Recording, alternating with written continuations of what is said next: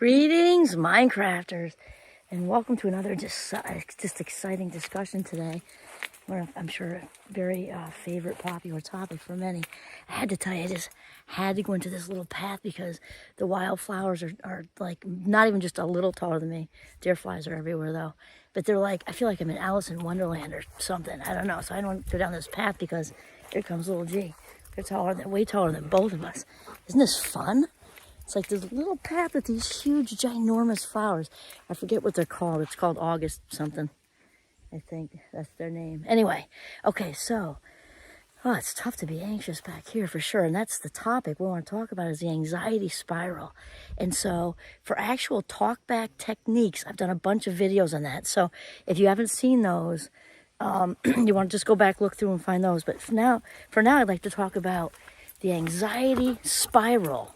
The anxiety spiral. I think the high majority of us know what that's like. Even the Tibetan monks, if they're sitting in their caves eating their yogurt, they're probably not anxious at this minute.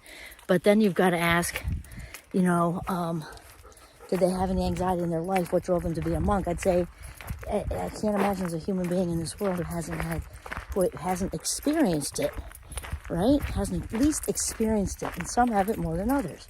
So really, the first thing is the awareness of what's happening, because we can go along on autopilot.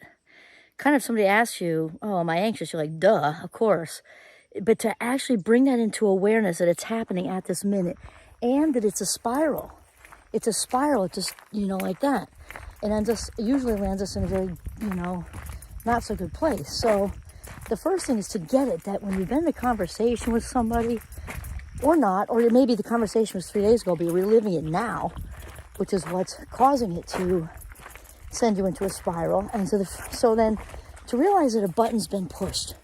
A button's been pushed, somewhere in that, soft area of things that are important to you, and it's got you, and then it kicks in the fear, then the what if thinking, and the woulda, shoulda, coulda, what if I said this, what if I should have said that, and I could have, okay, and then all of a sudden the narrative is starting to develop a whole story, a whole, I don't like the word crazy, but makes it lightens it up a little bit. A whole crazy story comes out of this kind of not real place. We're not saying that whatever was said wasn't said and all that, and of course, but the narrative part is the part that we're creating. And so I have a friend of mine actually who, this is more related to my, when I would get out and kind of get going with my ADHD stuff, but it's very, very similar. And she used to say, really, stop for 1 second, stop in awareness, realize that what's going on around you is noise. It's nothing but noise. It's real in the sense that it's bothering you. It's not real in the sense that the mind is creating the torture. It's creating a story around whatever it is, whatever the button is that got pushed. Right? And Jon Kabat-Zinn is a wizard at this. Well, he's the mindful, excuse me, I got an itch. The whole mindfulness thing, and if you haven't looked into him, you really want to. And so part of what we're saying of stepping out of the noise is realizing that we are not our thoughts until we, kind of choose to run with it and make the mess out of it, right? It's these, picture them, and this is a Jon Kabat-Zinn credit. He says, think about them like thought bubbles. Let them just, pop, pop, pop, ouch, dear flies, pop, pop, pop, pop, pop. And that can be easier said than done. And like anything else, it takes practice. It takes practice. But the number one first thing is the awareness that the spiral is starting, because the sooner we get it that it's starting, the sooner we can stop it. Jon Kabat-Zinn even says, you can get a restraining order on yourself, stop, because when we just kind of allow it, and it is us allowing it, it picks up momentum, like any other, like a snowball rolling downhill, getting heavier and bigger. The heavier it gets, the faster it goes, a little physics thing, right? And so that's basically it. And then the other thing he says is, gives us a little bit of agency. We all want control as grown-ups, right? And to realize, to kind of pretend or tell yourself that, that you're choosing this present moment. This present moment is what it is. And I think it's Jon Kabat-Zinn. I think this is coming from a different spot in my head. But says the very definition of stress is wanting the present moment to be something other than it is.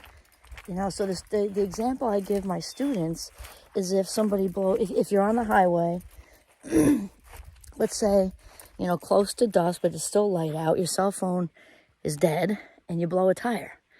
Okay, so then the tire blows, and, all the thoughts start. Oh no, what if no one stops to help me? That's one thought. Or what if somebody does stop to help me and they're a creeper? What if it gets dark and I'm still here? What if I maxed out my credit cards and I can't pay the tow person? What if this is my beater car and it might be over, and how do I get to work? It's a lot of what if thinking, when in reality, that's not the tire causing it, right? It's all the what if thinking that's attached to the tire popping. And so we take some big deep breaths, realize a button's been pushed by a conversation with somebody, whatever just got us thinking, and realize you got to kind of choose, after we acknowledge it, kind of choose, do I want to explore where this is really coming from? So then that's different from just allowing ourselves to go down the spiral.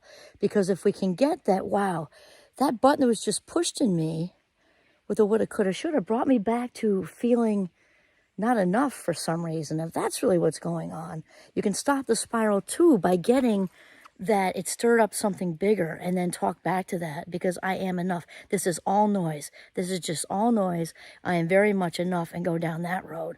But, okay. So this is like really the biggest deal, is to realize that it's starting, realize that it's noise, step out of the noise. We are not our thoughts. And I think the sooner we get that, the sooner we can truly be free of anxiety, because it takes on a life of its own, right? It's like a runaway train. Most get it off the tracks, derail it. That's it, because it's all just thought chatter. And when we bite the hook kind of thing, it's like we bite the hook or something, that's when we just go down the rabbit hole of it all. When we go down the rabbit hole of it all, instead of taking big, deep breaths and talking to our intelligent mind that we are walking around with, and saying, okay, I am creating a narrative. I am now going to stop creating the narrative. And then the feelings will go away. Because remember, thoughts first, feelings second. When we stop the wild, whirling dervish anxiety thoughts, the feelings of being anxious and afraid will stop. Okay, this is Kimberly Quinn signing off from the beautiful Northern Vermont. Have a mindful, anxiety-free day.